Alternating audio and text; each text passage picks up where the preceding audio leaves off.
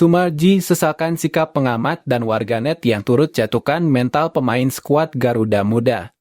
Para pemain timnas Indonesia kembali berkumpul akhir Mei persiapan lawan Irak dan Filipina. Gagal ke Olimpiade Paris, skuad Garuda tetap bakal dapat bonus, berapa besarnya?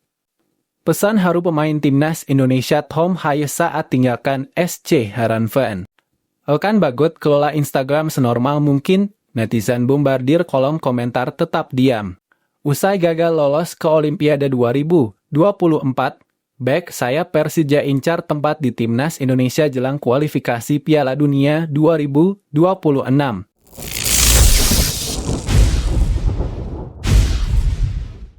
Sumarji sesalkan sikap pengamat dan warganet yang turut jatuhkan mental pemain skuad Garuda Muda. Ketua Badan Tim Nasional BTN, Sumarji turut bicara soal kondisi para pemain timnas Indonesia U23 yang gagal tampil di Olimpiade Paris 2024. Menurut Sumarji, 2 kali kekalahan secara beruntun di semifinal dan perebutan peringkat ketiga telah membuat mental Rizky Ridho dan kawan-kawan mulai menurun. Kondisi tersebut membuat dirinya, pelatih hingga seluruh ofisial terus memberikan semangat di tengah kondisi fisik yang juga keletihan jelang tampil di babak playoff kontra Guinea. Di saat seluruh ofisial terus menyemangati para pemain agar mental bertanding kembali meningkat jelang tampil lawan Guinea, di waktu yang bersamaan ada pengamat dan warganet yang justru menyalahkan pemain. Kondisi tersebut dikatakan Sumarji justru berdampak kepada mental pemain yang diserang. Terlebih skuad Garuda masih dihuni pemain-pemain yang berusia di bawah 22 tahun. Di sisi lain ada juga dari pengamat, dari mana ada serangan-serangan yang kira-kira membuat mental para pemain menurun, ujar Sumarji. Kita kan harus tahu bahwa anak-anak ini kan usianya baru 22 ke bawah sehingga dari sisi mental ada sebagian yang goyang sehingga ini bagian dari untuk membangun anak-anak kita semua. Ketika anak-anak lagi berjuang mati-matian jangan pengamat ini juga menyerang, sambungnya. Pun dengan netizen atau warganet yang turut menyerang secara personal kepada pemain timnas Indonesia U23 yang dinilainya melakukan kesalahan. Sumarji berharap serangan dari warganet harus bisa terkontrol, apalagi timnas Indonesia ke depannya banyak mengikuti turnamen-turnamen yang tentunya juga membutuhkan support positif dari masyarakat Indonesia. Netizen juga menyerang secara person itu tidak baik ya. Perlu saya sampaikan sebagai evaluasi saya karena kan tidak mungkin saya sampaikan person to person kepada netizen. Teman-teman media yang harus bantu kami karena masih banyak lagi turnamen-turnamen yang harus kami hadapi di kemudian hari, pungkasnya.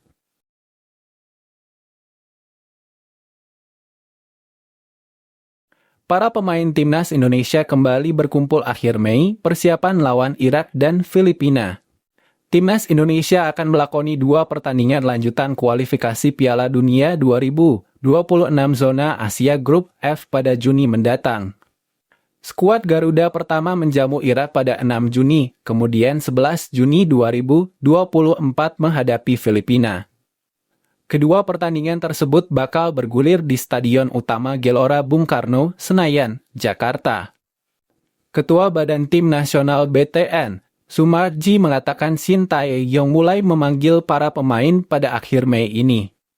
Ya, sudah ada jadwalnya akhir bulan ini kita akan kumpul. Ini kan kalender FIFA jadi aman lah, kata Sumarji. Soal komposisi pemain siapa saja yang bakal dipanggil pihaknya bakal melakukan evaluasi lebih dulu khususnya kepada para pemain timnas Indonesia U23 yang tampil di Piala Asia U23. Seperti diketahui pada 2 laga nanti timnas Indonesia senior yang akan turun. Pemain-pemain keturunan seperti Ragnar Oratmangun, Jay Idzes, dan Tom Haye dipastikan bakal kembali dipanggil Shin Tae-yong. Nah, untuk beberapa pemain yang akan dipanggil timnas senior tentu akan saya ajak bicara khususnya pemain U23 akan dibawa ke senior, pungkasnya. Pada ajang ini, Indonesia untuk sementara berada di peringkat kedua grup F dengan catatan 7 poin dari 4 laga yang mereka lakoni. 1 kemenangan lagi akan membawa tim besutan Shin Tae-yong tersebut mencetak sejarah lolos ke babak ketiga kualifikasi Piala Dunia 2026 zona Asia. Gagal ke Olimpiade Paris, skuad Garuda tetap bakal dapat bonus, berapa besarnya?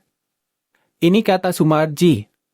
Timnas Indonesia U23 harus mengubur mimpinya tampil di Olimpiade Paris 2024 usai takluk 1-0 dari Guinea pada babak playoff.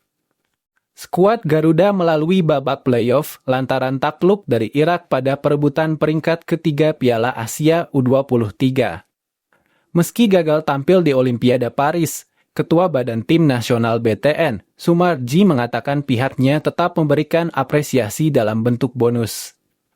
Seperti diketahui, Rizky Ridho DKK sebelumnya hanya ditargetkan bisa lolos 8 besar oleh PSSI.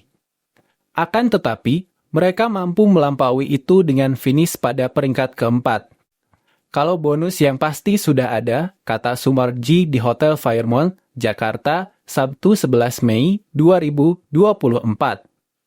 Saya selama ini kan tidak pernah menyampaikan tentang itu, tapi pasti ada. Sepak bola itu kan mau ngomong keras seperti apa kalau tidak ada bonus tidak semangat, sambungnya. Lebih lanjut, saat ditanya dari mana bonus tersebut berasal pria yang juga bos Bayangkara FC itu hanya menjawab yang penting ada ya. Setelah kembali ke Indonesia, para pemain pun dikembalikan ke klub atau rumahnya masing-masing. Mereka tetap harus menjaga diri karena pada akhir Mei ini Shin Tae-yong akan memanggil kembali untuk memperkuat timnas Indonesia senior. Untuk komposisi pemainnya masih belum dibeberkan. Skuad Garuda akan melakoni 2 pertandingan lanjutan kualifikasi Piala Dunia 2026 zona Asia Grup F pada Juni mendatang. Skuad Garuda melakoni 2 laga home, pertama lawan Irak pada 6 Juni dan 11 Juni 2024 menghadapi Filipina. Kedua pertandingan tersebut bergulir di Stadion Utama Gelora Bung Karno, Senayan, Jakarta. Pesan haru pemain timnas Indonesia Tom Haye saat tinggalkan SC Heerenveen. Haye menjalani laga terakhirnya saat bertanding melawan Vitesse pada Minggu jadi pertandingan terakhirnya bersama Heerenveen. Sejak dilepas dari NAC Breda tahun 2022, dia tercatat sudah bermain dalam 85 pertandingan dan menyumbangkan 7 gol. Pemain yang berposisi sebagai gelandang bertahan ini sukses jadi pemain krusial di klub yang bermarkas di Abelenstra Stadion. Dia memutuskan tidak memperpanjang kontrak yang akan berakhir pada bulan Juni mendatang. Om Haye masih mengingat kegagalan timnya meraih kemenangan pekan lalu. Tepatnya saat dia gagal melakukan eksekusi penalti pada pertandingan melawan Almer FC. Menurutnya, jika kesempatan tersebut bisa jadi gol maka hasil pertandingan bisa saja berpihak pada Heerenveen. Sayangnya kami tidak mengakhirinya dengan tepat seperti yang kami inginkan, sehingga hal itu terus menggerogoti kami, kata Tom Haye. Pemain berusia 29 tahun ini juga memiliki pesan kepada semua supporter yang terus memberikan dukungan. Pasalnya, mereka selalu hadir dan berkorban cukup banyak untuk tim. Dia juga memiliki momen yang spesial bersama supporter sepanjang berkarir di sana. Klub dan para penggemar telah mendukung kami sepanjang musim. Anda pasti ingin mengembalikannya, jadi Anda pasti akan menyesalinya. Saya memikirkan hal itu. Wajar jika Anda mengingat kembali banyak momen yang Anda alami di klub, lanjutnya. Meski harus pergi, Haye menegaskan bahwa Stadion Abelenstra akan selalu spesial. Stadion tersebut akan selalu memiliki kenangan indah sepanjang karirnya. Banyak anggota keluarga yang akan datang. Mereka juga selalu menikmati datang ke stadion di sini, pungkasnya. Pada laga terakhir musim ini, Heerenveen juga harus takluk saat menghadapi Vitesse. Mereka tumbang dengan skor akhir 1-3 dan sekaligus membawa mereka menutup musim di papan tengah. Selain Haye, ada Nathan Chu Aon yang mengakhiri masa peminjaman dan kembali ke Swansea City.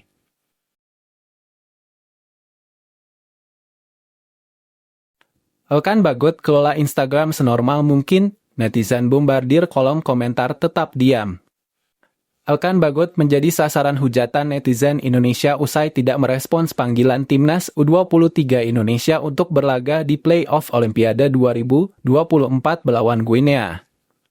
Pada akhirnya, Timnas U23 Indonesia kalah 0-1 dari Guinea dan urung tampil di Olimpiade 2024.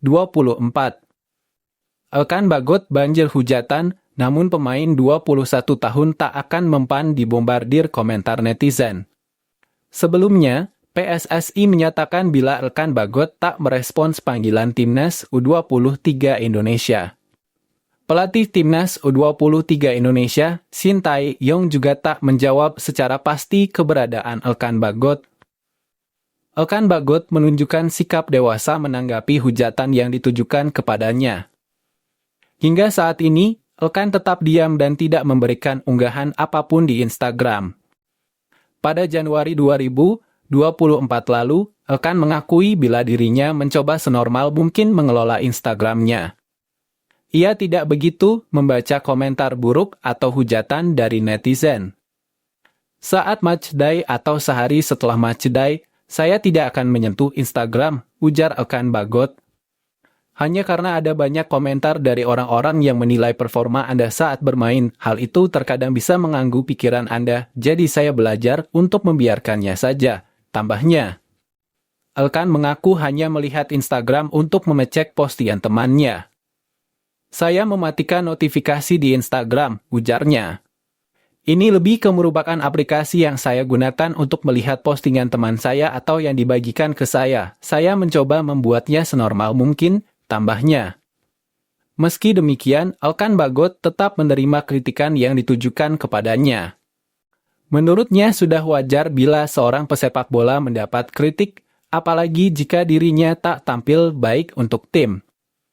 Pekerjaan Anda, sebagai pesepak bola profesional, adalah tampil yang terbaik untuk tim, kata Bagot.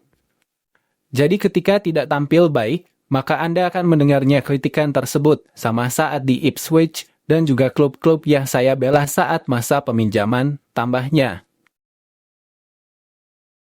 Rungkat di Piala Asia Wanita U17 2024, Satoru Mochizuki akui Timnas Indonesia masih kalah level. Sebagai informasi, Timnas Wanita U17 Indonesia tergabung dalam grup A pada ajang ini. Lawan yang dihadapi yakni ada Filipina, Korea Utara, dan Korea Selatan.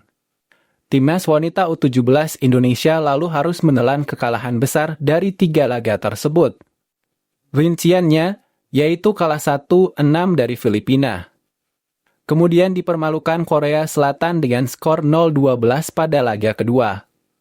Terakhir, Timnas Wanita U17 Indonesia tumbang 0-9 ketika berjumpa Korea Utara. Hasil ini membuat Timnas Wanita U17 Indonesia gagal lolos ke semifinal dan harus menempati dasar klasemen grup A. Menanggapi apa yang terjadi, Satoru Mochizuki menyadari bahwa timnya memang masih kalah level dari negara lain. Dari 3 laga yang dilakukan, sangat terlihat dan terasa sekali perbedaan level kita dengan negara lain. Kekurangan masih ada di bagian sepak bola dasar, seperti passing, kontrol bola, shooting. Saya rasa perlu diasah dan dilatih kembali, kata Satoru Mochizuki. Lebih lanjut, Satoru Mochizuki menjelaskan bahwa ia telah mempelajari kekuatan negara-negara lain yang tampil di Piala Asia Wanita U17 2024. Informasi tersebut rencananya bakal digunakan untuk meningkatkan kualitas Timnas Wanita U17 Indonesia. Jadi saya bisa mengetahui seberapa jauh perbandingan level kita dengan mereka. Dengan begitu, harapannya saya bisa mendapatkan gambaran peta kekuatan negara lain. Saat ini kita bagaimana agar kedepannya bisa lebih baik, tuturnya.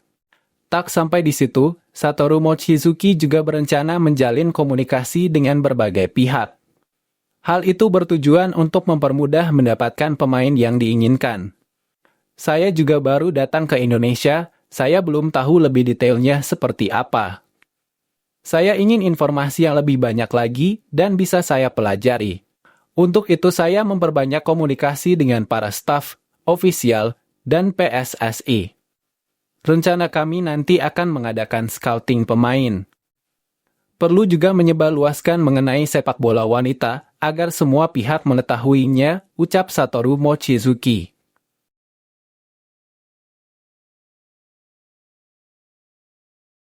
Usai gagal lolos ke Olimpiade 2024, bek sayap Persija incar tempat di Timnas Indonesia jelang kualifikasi Piala Dunia 2026. Terdekat, Timnas Indonesia akan melakoni 2 pertandingan sisa di grup F putaran kedua kualifikasi Piala Dunia 2026 zona Asia. Berdasarkan jadwal, Timnas Indonesia menjamu Irak 6 Juni 2024 dan Filipina 11 Juni 2024 di Stadion Utama Gelora Bung Karno SUGBK, Senayan, Jakarta Pusat. Timnas Indonesia yang berada di peringkat kedua klasemen grup F putaran kedua kualifikasi Piala Dunia 2026 zona Asia tercatat mengoleksi 7 poin. Sebelumnya, Rio Fahmi sempat menerima panggilan Timnas Indonesia pada FIFA Matchday Juni 2022 kontra Bangladesh. Akan tetapi, dia tidak mendapat kesempatan tampil. Kala itu, Rio Fahmi kalah bersaing dengan Asnawi Mangkualam dan Koko Ari. Skor 0-0 menjadi hasil akhir laga Timnas Indonesia versus Bangladesh yang digelar di Stadion Sijalak Harupat, Soreang, Kabupaten Bandung, Jawa Barat. Baru-baru ini, pemain berusia 22 tahun menjadi bagian Timnas U23 Indonesia di Piala Asia U23 2024 Qatar dan Playoff Olimpiade 2024 kontra Guinea. Di Piala Asia U23 2024, Rio Fahmi tampil sebanyak 6 pertandingan, sementara di laga melawan Guinea, pemain kelahiran Banjarnegara Jawa Tengah tersebut hanya duduk di bangku cadangan. Kalah 1-0 dari Guinea berujung kegagalan Timnas U23 Indonesia gagal lolos ke Olimpiade 2024. Diakui Rio, kesempatan tampil di Olimpiade 2024 yang kandas menjadi kesedihan skuad Garuda Muda yang pasti sedih juga kapan lagi kita dapat kesempatan sampai hampir masuk Olimpik. Ujar pemain berpostur 170 cm itu. Tapi ini semua bukan hari akhir untuk kedepannya. Kita kan masih muda juga, kedepannya semoga bisa lebih baik lagi dan Timnas bisa berprestasi kedepannya, tutur Rio. Dia menambahkan, untuk pencapaian Timnas U23 Indonesia di Piala Asia U23 2024 sangat mengejutkan.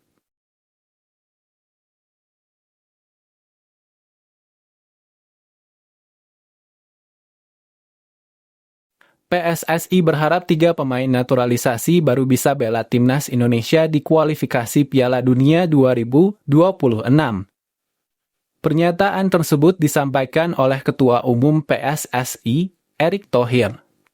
PSSI saat ini tengah mengurus proses naturalisasi 3 pemain. 3 pemain yang dimaksud adalah Jens Raven, Maarten Paes, dan Calvin Verdon. Dari 3 nama tersebut, baru Maarten Paes yang sudah sah menjadi WNI. Maarten Paes yang sebelumnya memiliki paspor Belanda itu sudah diambil sumpah menjadi warga negara Indonesia WNI pada 30 April 2024. Kiper yang saat ini membela FC Dallas tersebut kini tinggal menunggu proses agar memenuhi syarat bisa membela Timnas Indonesia. Terakhir, PSSI tengah mengurus berkas naturalisasi dari Jens Raven dan Calvin Verdon. Erick Thohir bakal berusaha keras agar 3 pemain ini bisa membela Timnas Indonesia saat berhadapan melawan Irak. Erick Thohir kini tengah menunggu konfirmasi dari Maarten Paes agar bisa segera membela Timnas Indonesia. Soal proses naturalisasi Jens Raven dan Calvin Verdon, Erick Thohir memiliki harapan tersendiri. Dia berharap proses naturalisasi segera tuntas. Erick berharap proses naturalisasi kedua pemain sudah selesai pada minggu ketiga bulan Mei 2024. 3 pemain tersebut diharapkan bisa tampil membela Timnas Indonesia pada 2 laga terakhir putaran kedua kualifikasi Piala Dunia 2026 zona Asia. Laga tersebut bakal menentukan kelolosan tim merah putih ke putaran ketiga. Timnas Indonesia bakal berjumpa Irak dan Filipina. 2 laga tersebut bakal dilangsungkan pada 6 serta 11 Juni 2024. 2 pertandingan itu akan digelar di kandang sendiri. Timnas Indonesia tinggal membutuhkan 1 kemenangan lagi untuk lolos ke putaran ketiga.